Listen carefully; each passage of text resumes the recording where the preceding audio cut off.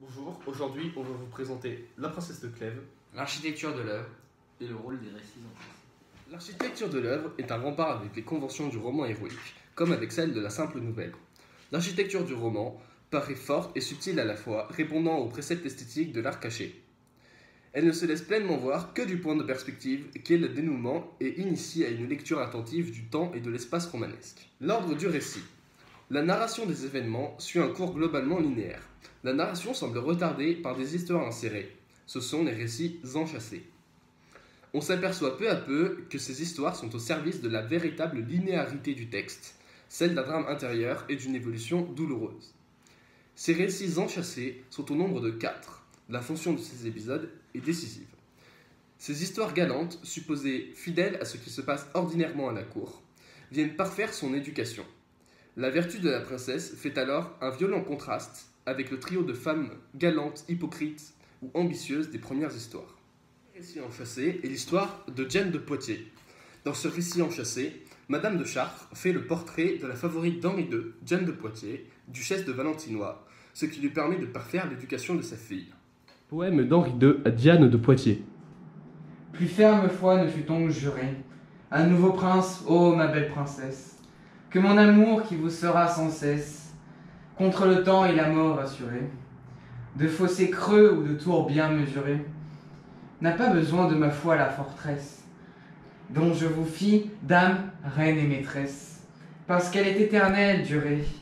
Trésor ne put-elle être vainqueur, un si vil prix n'acquiert un gentil cœur. Le deuxième récit enchâssé est l'histoire de Madame de Tournon. Elle est faite par le prince à sa femme juste après la mort de Madame de Chartres. Monsieur de Clèves a conseillé à son ami Sancerre, inquiet à cause d'une soudaine froideur de Madame de Tournon, dont il est visiblement épris, d'accueillir de façon exemplaire tout ce qu'elle pourrait lui annoncer. Cette veuve, apparemment inconsolable, affichant une vertu austère, a déclaré sa passion à 2 hommes en même temps. Contre-exemple éclatant des valeurs de Madame de Clèves, cet épisode rehausse l'idéal de sincérité absolue que partagent les époux. Je serais trop heureux de l'avoir perdu, et la vie aussi. Madame de Tournon m'était infidèle, et j'apprends son infidélité et sa trahison le lendemain que j'ai appris sa mort. Dans un temps où mon âme est remplie et pénétrée de la plus vive douleur, et de la plus tendre amour que l'on ait jamais senti. Dans un temps où son idée est dans mon cœur comme la plus parfaite chose qui ait jamais été. Et la plus parfaite à mon égard, je trouve que je me suis trompé, et qu'elle ne mérite pas que je la pleure. Cependant, j'ai la même affliction de sa mort que si elle m'était fidèle. Et je sens son infidélité comme si elle n'était pas morte.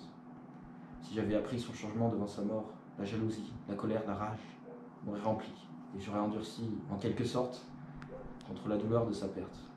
Mais je suis dans un état où je ne puis ni m'en consoler, ni la haïr. Le troisième récit enchâssé est l'histoire d'Anne de Boulan. Elle est racontée par la reine Dauphine à Madame de Clèves au moment où celle-ci ne peut plus douter que Nemours délaisse pour elle la couronne d'Angleterre en la personne de la reine Élisabeth, fille d'Anne de Boulan et de Henri VIII. Ce tableau bref et sanglant illustre les conséquences désastreuses de la jalousie et le renversement brutal des fortunes à la cour. La jalousie y est tellement forte que le roi ne peut supporter de savoir son amante en vie et la fille décapitée. Anne de Boulen ne jouit pas longtemps de sa grandeur, car lorsqu'elle la croyait plus assurée par la mort de Catherine d'Aragon, un jour qu'elle assistait avec toute la cour à des courses de bagues que faisait le vicomte de Rochefort, son frère, le roi en fut frappé d'une telle jalousie qu'il quitta brusquement le spectacle. Elle s'en vint à Londres et laissa ordre d'arrêter la reine, le vicomte de Rochefort et plusieurs d'autres, et qu'il croyait amants ou confidents de cette princesse. Quoique cette jalousie parût née dans ce moment, il y avait déjà quelque temps qu'elle lui avait été inspirée par la vicomtesse de Rochefort, qui, comme une amitié criminelle, en sorte que ce prince qui, d'ailleurs, était amoureux de Jeanne Seymour, ne songea qu'à se faire défaire d'Anne de Boulen.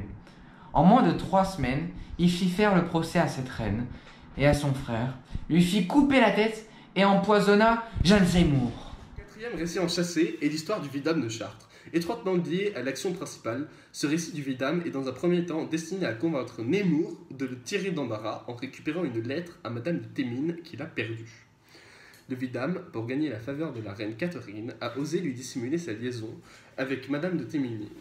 Ce personnage de séducteur incarne les risques qu'il y a d'aimer un homme à galanterie. En conclusion, ces récits enchâssés font donc alterner les leçons pour l'ambition et la faveur avec celles qui touchent à l'infidélité amoureuse.